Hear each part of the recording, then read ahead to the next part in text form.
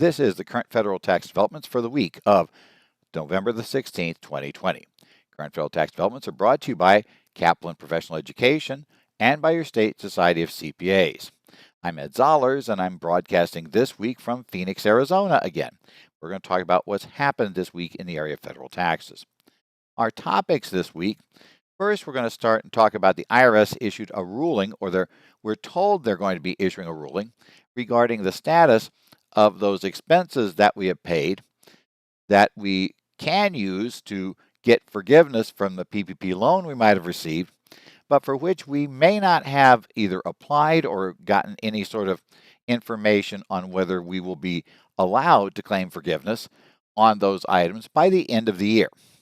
Also, we're going to have a second issue where the IRS tells us about how we're going to deal with those entity-level taxes that some states like Connecticut, Wisconsin, Oklahoma, New Jersey have passed to work around the limitation on deduction for state and local taxes by having business entities that are pass-throughs pay tax at the entity level and then providing some sort of a credit or keeping it off the return for the state return or some other way to make good so that we effectively deduct the taxes above the line on the federal return, allowing a full deduction without the $10,000 limit. We're going to discover the IRS effectively is going to throw in the towel on that one and tell us they're going to allow those deductions.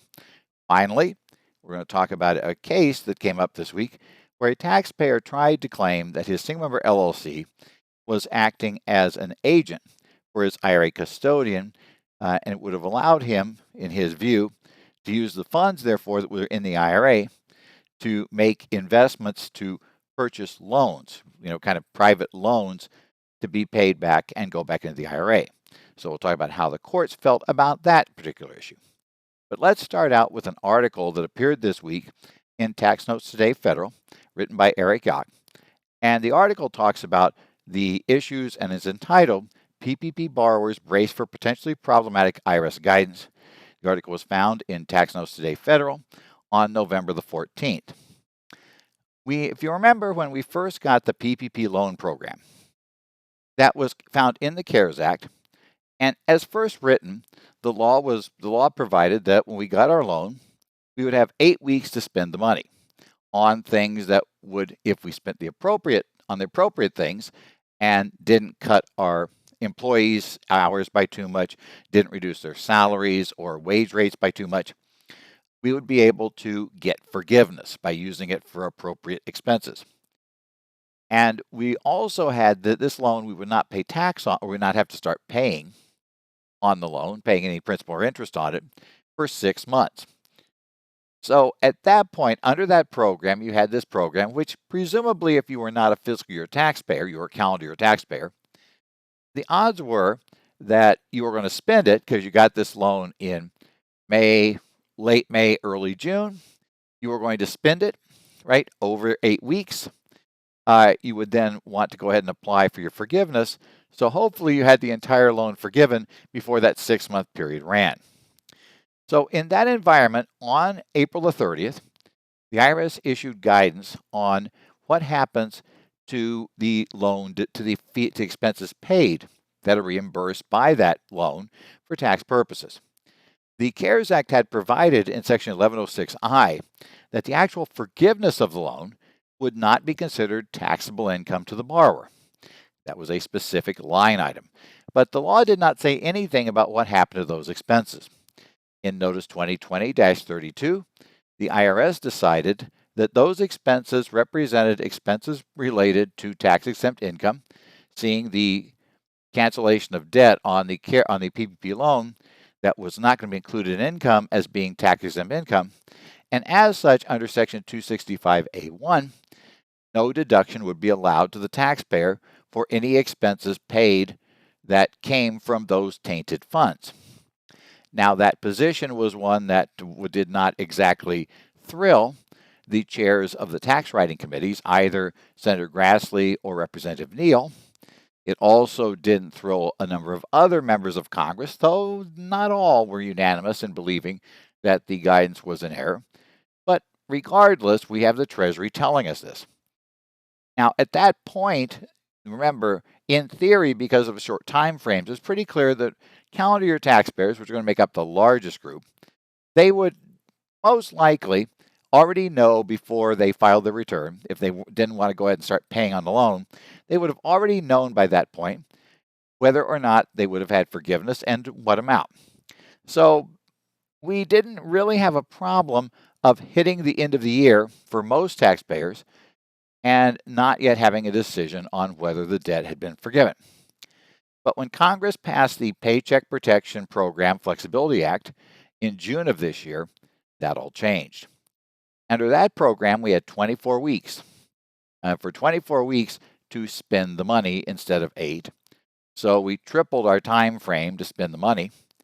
And then the other thing that happened was the law also changed to say we would not have to pay any principal or interest on the loan until we got a decision on forgiveness, as long as we applied for forgiveness no later than 10 months after the end of our 24-week covered period.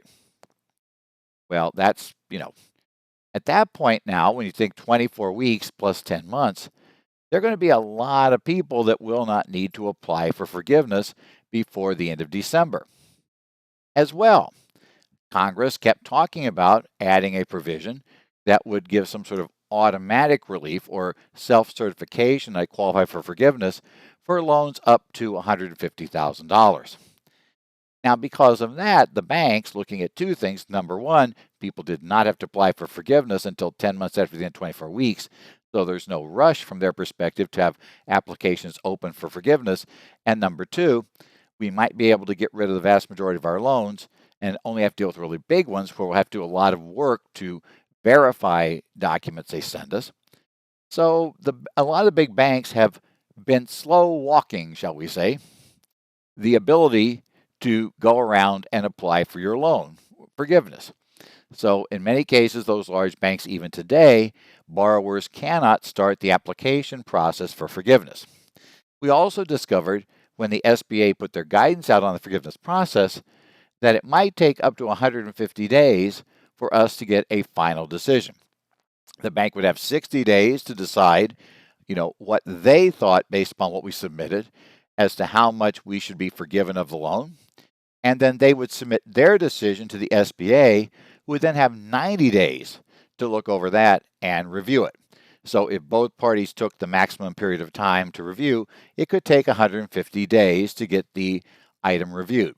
And since there were over 5 million of these loans outstanding, there's a reasonable concern that when the applications start going fast and furious that the process could get overloaded and we could be getting very, very close to that 150-day period. So suddenly it became a question of, we're going to have a lot of taxpayers who have not applied for forgiveness or have not received a determination on forgiveness when they get to the end of their tax year, because we're rapidly approaching that now. We're sitting here in the middle of November, so we got a month and a half before we hit the end of the year, the date by which we're going to essentially cut off the tax year for the largest number of PPP borrowers. And the question becomes, what do we do about those expenses we paid that could be used to offset the PPP, that could be used to justify the cancellation of the PPP loan, but we've yet to submit and had a determination made on those amounts? And we're not totally sure either if they're going to work, because as we've also been very aware, it's not being clear during any of this. The situation of the SBA has kind of dribs and drabs have come out on guidance. So we've had slow pieces come out, and every so often something surprising comes out, as came out at the end of August, when we suddenly discovered that if you were paying rent payments to a landlord where there was any common ownership between the landlord and the borrower who was leasing the property, that we were going to have some rather strict limits on how much we could claim as a forgivable expense that were not going to be tied to a reasonable rent payment that would have been paid to a third party, but rather would have had to look through and been capped at the proportion of the mortgage interest that was payable. So we have surprises. So there is some reasonable concern that I don't know for sure, even if I spent money on things that I think were going to qualify, are there going to be other gotchas that come up? And so maybe I'm not so sure. So the question becomes, what do we do about those expenses that were paid after we got the loan, before the end of the 24-week covered period, but which, we've not yet had our application submitted, or we just haven't had action on it? And so the AICPA has been asking the IRS, and what do you do in that case? Do you go ahead and claim the deduction? And then when we get forgiveness, do we then have some sort of tax benefit recapture? Or do we have to figure out this year, are we going to lose the deduction? Are we going to get forgiveness? And if we think we're going to, do we have to not, basically not claim those deductions? So the AICPA did finally recently, and they began talking about this. The Tax Note article talks about this and quotes Ed Carl there. I also was on a program on November the 7th for the Washington Society of CPAs Pacific Tax Conference. It was a virtual conference, and the speaker just before me on the conference was the same Ed Carl from the AICPA. And, he repeated this information for that conference as well. So what we have is the AICPA has been told by the IRS that they plan to issue guidance that says if you have these amounts you paid for a PPP loan and you've gotten to the end of your tax year and you have not applied for or have not received notification of the amount of forgiveness you're going to get, that as long as you reasonably expect to receive forgiveness for certain expenses that you paid before the end of the year, that those should not be deducted on the return. Now, the IRS, so the IRS says you don't use a tax benefit method. Rather, you're just going to say, we think it's going to be done. So because of that, our reasonable expectation is we're going to get forgiveness, and presumably you've been spending based on what you reasonably expect would be forgiven. So the theory would be for most taxpayers, you would have to not claim that deduction. Now, as Ed Carl notes in the program, and was, as he's noted in numerous places, also I believe on the AICPA's town hall, there are a number of practitioners and a number of people on AICPA committees or AICPA task forces that don't necessarily agree with this view. And we'll talk about what the issue is. But this guidance, which again is going to probably be in the form of a notice, similar to Notice 20-2032, or similar item, that kind of thing, not going to be a reg, it's going to be sitting sub-regulatory guidance of some sort. The AICPA says it should be out by the end of the year, and the IRS may even work to get it out before the end of November, understanding that people are coming up on tax planning, and you're going to need to kind of work with this concept. But as I say, it's not clear that this particular analysis is necessarily the correct or only analysis. Those who are advocating most strongly, saying that no, this is wrong, tend to point to a case from the U.S. Supreme Court, which was decided years ago, back in, let me get back to my citation here, the Bliss Dairy case decided in 1983, which was United States versus Bliss Dairy, decided the U.S. Supreme Court, citation 460 U.S. 370. The Bliss Dairy case, which they say holds for the fact that this falls under the tax benefit rule provision as outlined by Bliss Dairy. Now, I'll give you a little history of Bliss Dairy, and the interesting part is it really is a corporate liquidation case under the liquidation rules that were in place prior to the 1986 Tax Act. So in one sense, you might think, what does that have to do with anything? But it has to do with this. So I'll give you a quick summary of what went on with Bliss Dairy. Bliss Dairy was a dairy located in Phoenix, Arizona. It had a fiscal year end of June 30. And so for the fiscal year ended June 30, 1973, it was a dairy. They raised, they had the cattle, right? So they're raising, they got the cattle there for the milk. And so they got the dairy herd. So as a lot of farming types would do, they come up to year end, they bought a bunch of feed. They're able to report as an agricultural entity at that time, and today even, they report on the cash basis, and they expense that feed up front. In fact, back when I first got it started in practice, there were like cattle feeding shelters whose whole theory was based on, getting outside investors to buy into these herds because it could take advantage with a brand new herd of paying for the feed the first year without having any income, which means we got a big write-off in year one. right? I mean, it will catch up eventually, but you know, at those days they were selling shelters based on how much they would save you this year.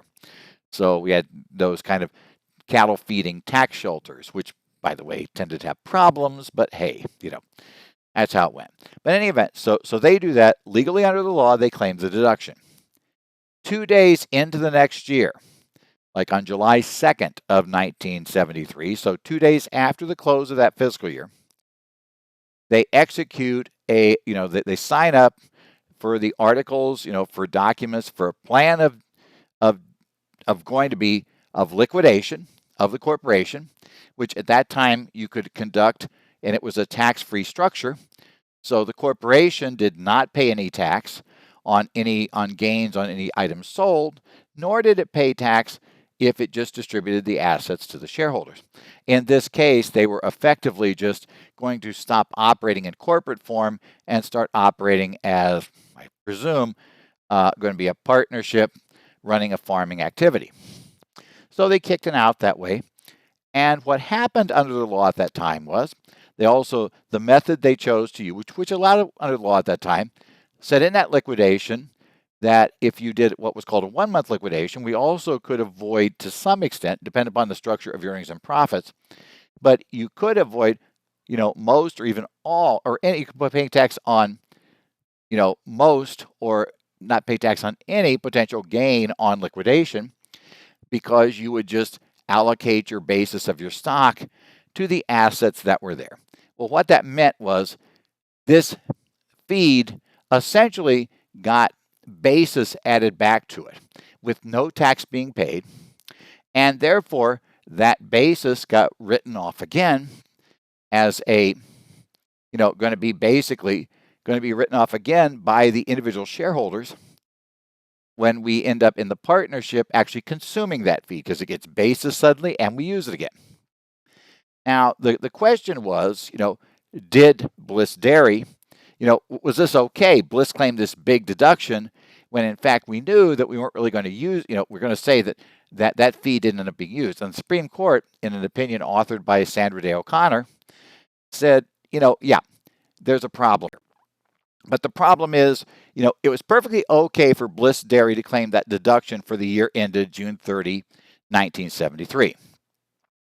But when the event occurred, the liquidation 2 days into the next year, that was not consistent with the reason why that deduction had been allowed initially, because we were going to consume that feed, that on that return, you would then pick up as a recapture the amount, the proportion amount of the gain that had been avoided or the portion amount of the deduction we had there. So we'd go ahead and reverse out the deduction, but we would reverse it out in that second year. Now, the case did not say, although it's not clear, it didn't say this because that was how the law would have worked, or it didn't say this because the IRS simply didn't argue that you should have gone back and disallowed it in the first year, the one for the June 30, 1973 year end, instead of letting it flow into the next year.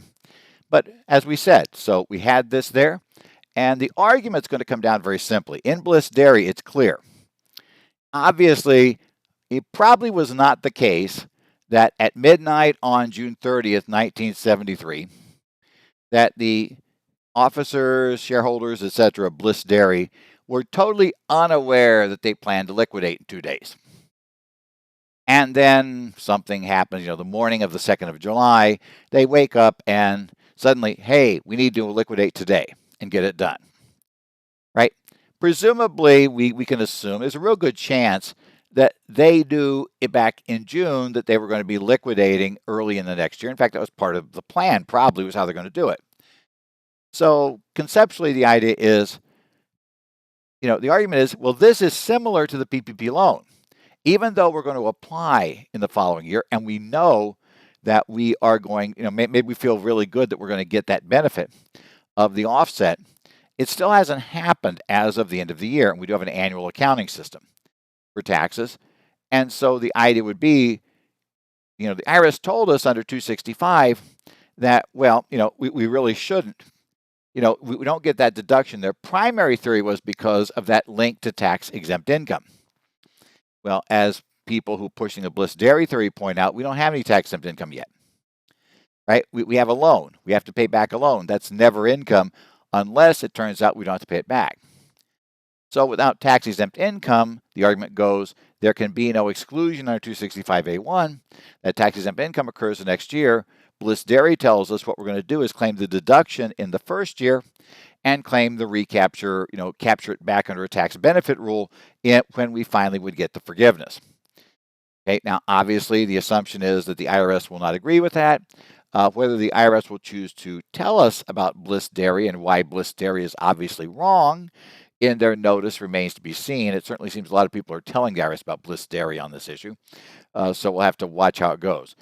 And there is a way the IRS may have telegraphed what their alternative method might be.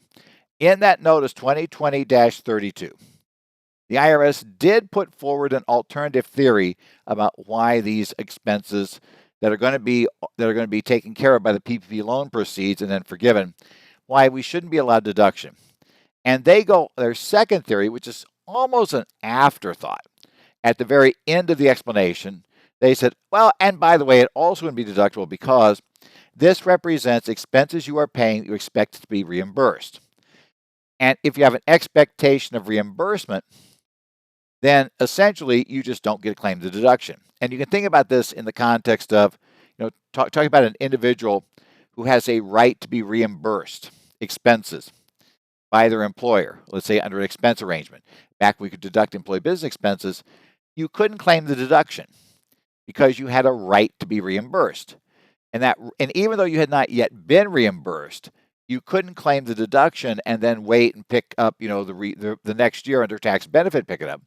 Because they said, no, you had a right. There's no current economic loss to you because while you did spend this money, you also picked up this receivable, a receivable that you could, get the money on demand. So because we have this receivable for reimbursement, expected reimbursement, the idea is we don't claim a deduction. Same thing true about partnership, let's say by unreimbursed partner expenses for a partnership. Remember, we also don't get to claim that as a deduction unless we can show we don't have any, in essence, we're not able to be reimbursed. The partnership will not reimburse us for the funds, the same theory. Obviously, the service could try to go that direction. Now, the problem we've got here is, well, what do we do if we've got a year-end return? Well, the catch is, I think you can argue either theory. Obviously, the IRS argued both theories, and I do agree with the analysis which was published. This part of it, this two-option rule that I just described, was discussed in the article, and specifically in the case in question, the article quoted a quick analysis by Nathan Smith of CBiz, who essentially, gave this analysis and says, well, you check which theory you're operating under for why it would be non-deductible. And if that theory is because of tax-exempt income, then, we wait until forgiveness because we have to have our tax-exempt income first. If you're going to follow the IRS theory of reimbursement, then you would say, nope, it would be done in the current year.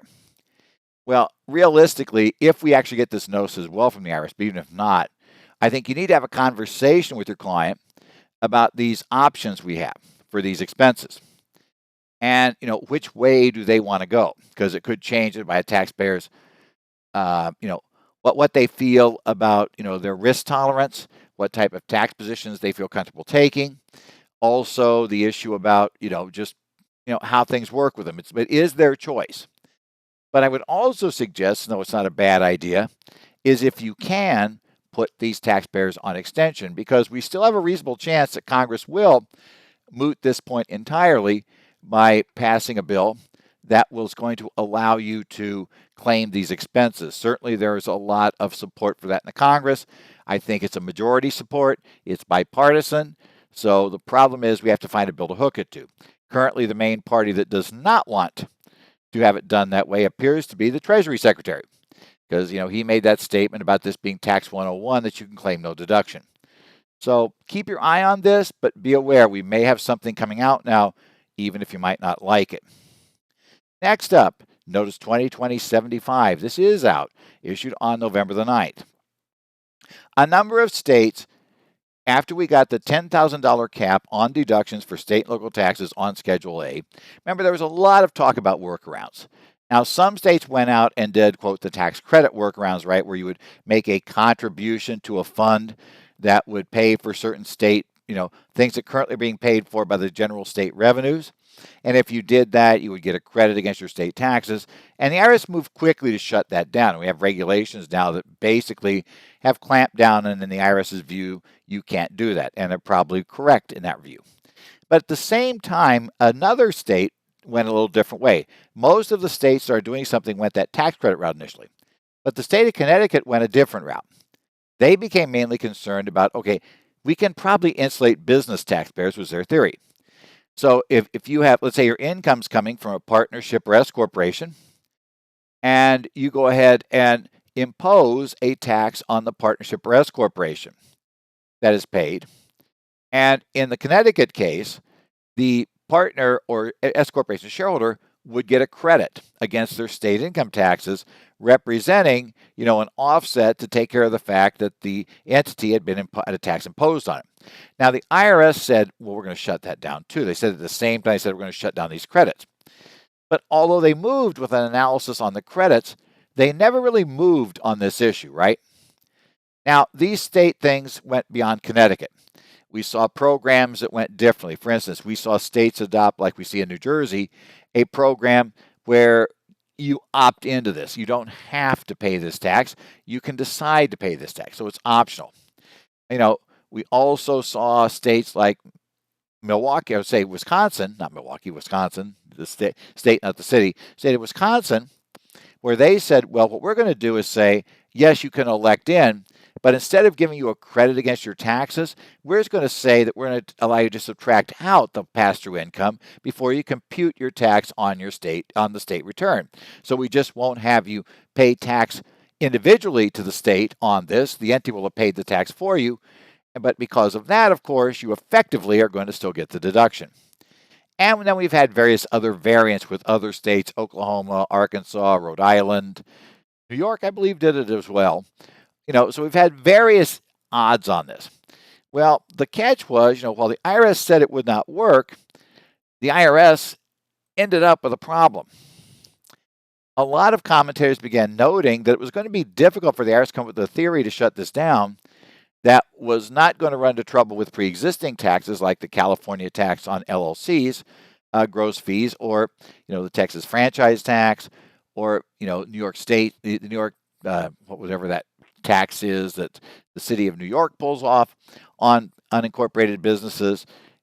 Those taxes, we've always thought those were fully deductible, and that was years before, and they don't get any sort of odd credit or any other structure.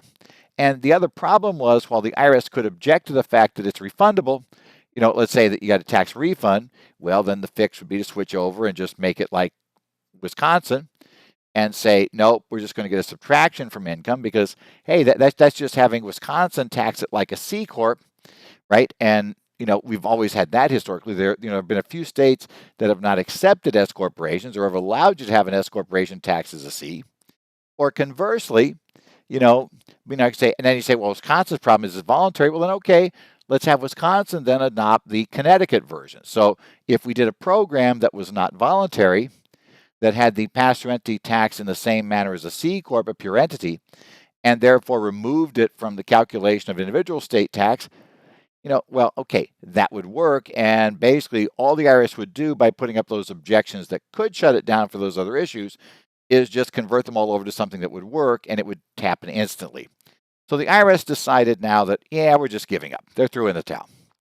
So the IRS in Notice 2020-75 issued guidance that indicated that they will allow the deduction above the line for taxes imposed on for income taxes imposed on the entity at the entity level, as long as the entity is an S corporation or a partnership.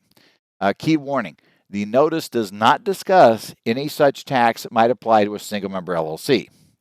It is solely talking about S corps and partnerships. So, if it's a single member LLC, it's not clear at this point that guidance is going to offer relief there.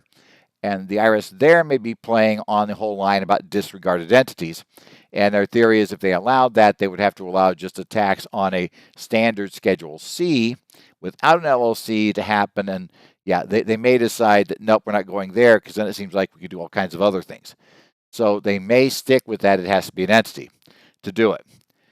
And they also said, though, yes, we're not going to worry about the fact, they said specifically, it does not matter if the tax is one you opt into. It does not matter if we get a credit for that tax, we apply against our state income taxes. It does not matter if we get an exclusion from income of the flow-through amount. Any of those, we're not challenging them. We're going to accept them. We are going to put out regulations shortly, proposed regs to do this. So the IRS has essentially given up on those taxes. Now, you might say, wait, but my state doesn't have one of those, so why would I care? My guess is we're going to see a lot more states start doing this now, especially if we do not see a repeal of the SALT cap.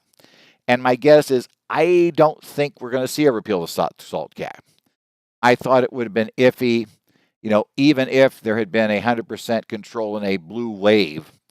I think it would have still been tough because this is an expensive change. And there's a lot of money spending things that people want to do. And we've had put a lot into the economy for the COVID issue and that sort of thing.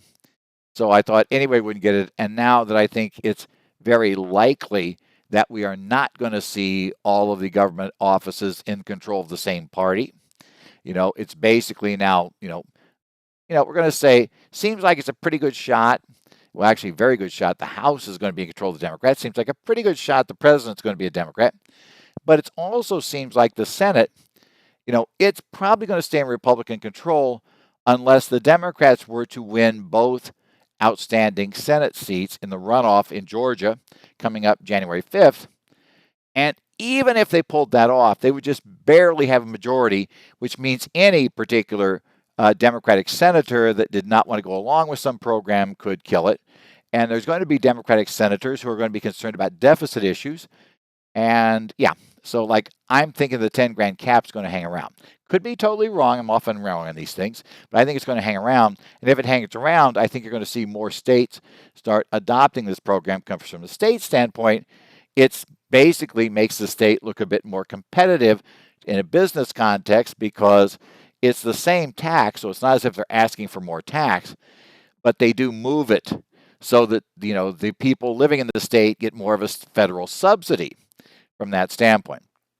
There are some problems to work out for credits for taxes paid to other states to get an equivalency there, but I have a feeling if all the states start doing it, they're going to work out a method to make that work.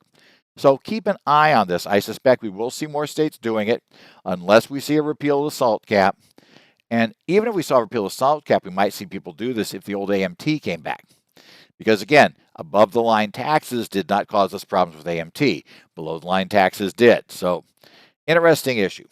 Finally, let's talk about a case this week. This is Ball versus Commissioner, TC Memo 2020-152. This is a kind of interesting case. It came down on November the 10th of 2020. And, so let's talk about this case, the Ball case. This is an IRA case. And a lot of times our clients don't realize that, when you get a benefit like an IRA, we're going to have long-term tax-free growth of money. You have entered into kind of an arrangement. Congress and you have gotten a deal together. And while you might think of that as your money, okay, and it is your money in one sense, but if you do certain things with that money, then you're going to lose the special tax benefit. This taxpayer learned this the very hard way. This taxpayer apparently decided, he had an IRA with Chase. I guess it came from a SEP. An IRA with Chase. Well, apparently he wanted to make some private loans to private parties with his funds in the IRA. Now, we're not told in this case for sure if he asked Chase about whether they would hold that, but this appeared to be just a regular consumer IRA account. So we know pretty much the answer would be no, right? I mean, it'd even be difficult if you're willing to pay the Chase Bank Trust Department to handle your IRA as a full trust item. I have a feeling they would balk at these personal loan options because of the difficulty of valuation, and they do have to report values every year. So, they would probably balk, and if they ever did it, they would charge a really high fee. That would make it not very economical to do. So what this gentleman decided to do is have Chase issue checks to him that he would deposit in a single member LLC, I'll get that out right, that he owned 100% of. Now, the money came in, he got a check from Chase, and he just filled in a standard, send me a check form. And of course, he said it was a regular distribution and it was subject to, there was no known exception. But he took that money out of Chase. It went into this LLC and then instantly went out to the party that he was going to be loaning the money to. And he did 2 loans, so there were 2 big distributions. One of the loans got repaid early in 2013. This money came out in 12. The other one, there were payments being made. As the money came back in, he put the money back in the Chase IRA account. If the money came back in, when the money came back in, he either flagged it as a rollover contribution to Chase, or he flagged it as a current year contribution. When it came time to do his 2012 return, not surprisingly, Chase issued 1099s for the $209,000 plus that he had received in these distributions he was throwing out to make these loans. And Chase's 5498 that was issued for the balance at the end of December, well, all it showed as balance in the IRA account was the approximately $55,000 that were the other investments that were left in the account. It did not include any of the notes. As you might guess, Taxpayer puts that down as a, gross distribution 209 plus, then it says taxable distribution of 0. He's treating it effectively as a kind of rollover.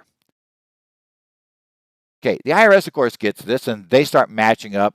Okay, I see 1099-R, I see a gross distribution, but I don't see anybody reporting a rollover of this number. The numbers don't work. So can you tell me, they send out the CP 2000. He, of course, doesn't respond.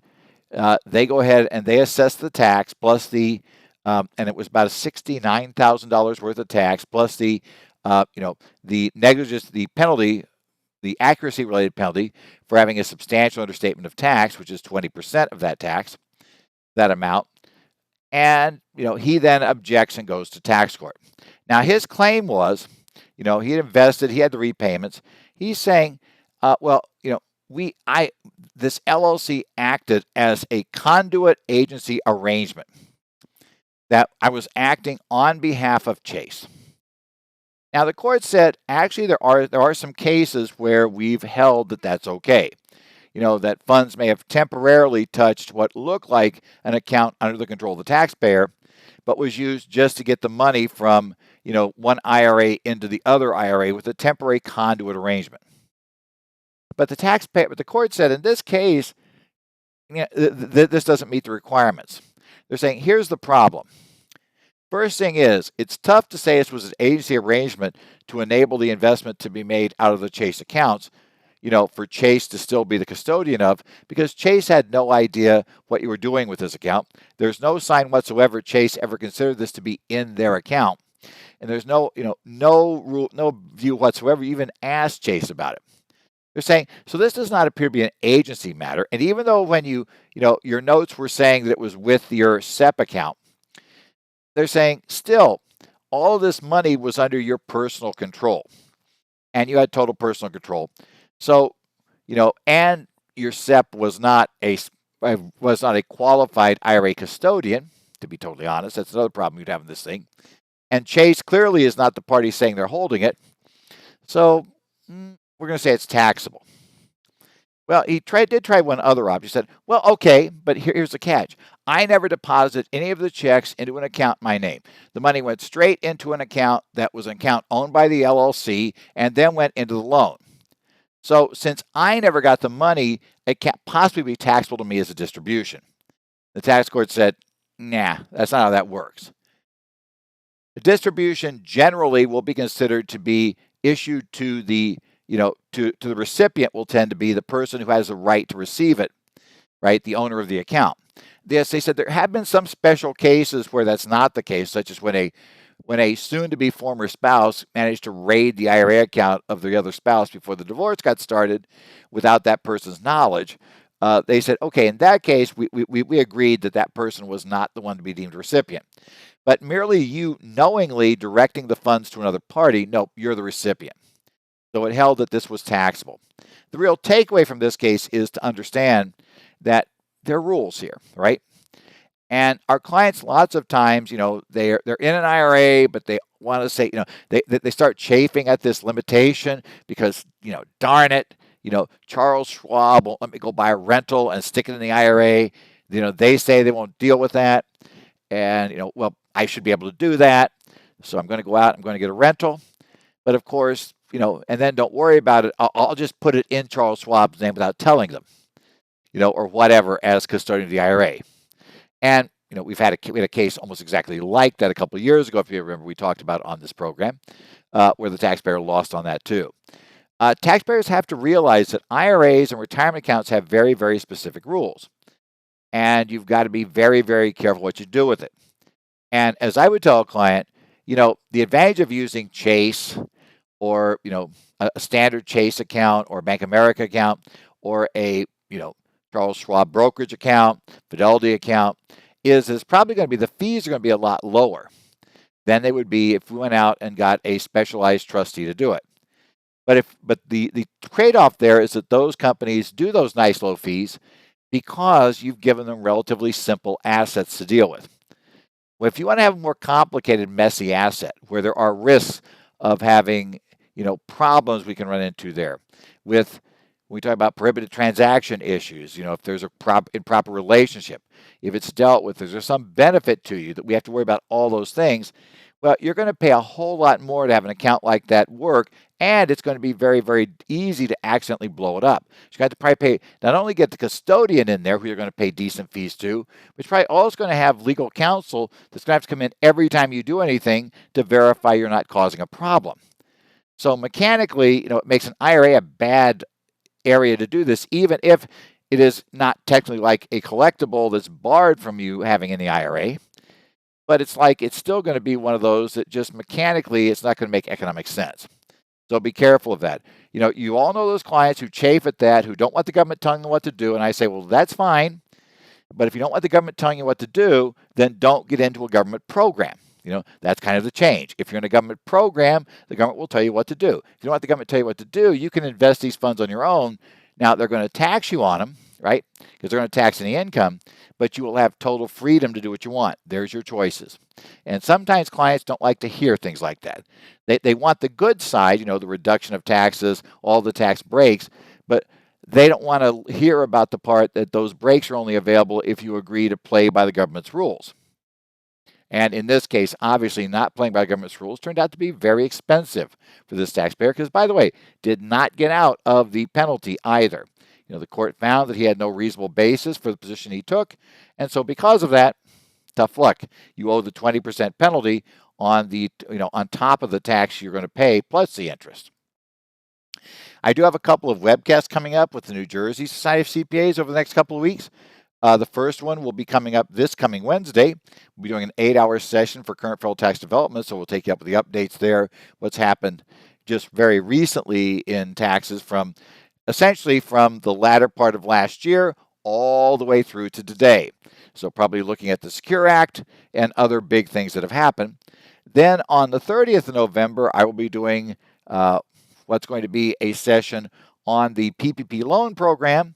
The forgiveness applications will be a 4-hour version of the program. And we'll talk about, all the issues arising. And who knows, we may have some guidance on this deductions of expenses by then. Again, if you want to sign up for those, they're both webcasts. You can sign up for them on the website for njcpa.org. You can search for them. And you should be able to sign up. If you're a member of the New Jersey Society of CPAs, you obviously get the member discount. If not, you'll have to pay the full price. But, it should qualify for CPE for CPAs for anybody around the country who wants to take it. And obviously you can, like I said, it's webcast, so it's not as if you all have to pick up and fly over to, basically to the Newark, New Jersey area and meet me in the, in Roseland at the New Jersey Society offices. Actually, the first course here, which has been scheduled for all year, as I recall, was planned initially to be in Roseland, but obviously we're not going to hold it in Roseland. It's going to be kind of broadcast again, so you could be virtual anywhere. Again, this has been Current Federal Tax Developments. We're going to have this every week as we look at what's happening during the week. We're approaching the Thanksgiving period, so I suspect things may slow down a little bit. I won't expect much for the week of Thanksgiving. Next week, we may see a few new things come out, and again, we might see that guidance on how we might see the proposed regs on the state and local taxes, which might give us a few more details, and we might see the guidance on that deduction when you haven't yet had the forgiveness. So we'll take a look, watch for that, plus any other things. We'll see if they actually decide to do something in the lame duck Congress, because that'll be something. But they're not going to come back, I suspect, until early December. I doubt they're going to rush in here, so we'll probably have plenty of time before any lame duck thing gets done if they are going to do something in December. But we'll talk about that if that happens. You can follow me on Twitter at Ed Zollers. I'm also follow the Connect sites for the CPA societies for Arizona, Illinois, Minnesota, New Jersey, and Washington. If you're a member of those societies, you can go ahead onto their Connect websites, and you should be able to, in the discussions, post any issues or questions. I do try to follow those, so if you say something there, I'll try to catch it, and if I think I can add to the conversation, I will. Otherwise, have a good week. And we'll see you next week with hopefully a brand new set of fun stuff happening here for current federal tax developments.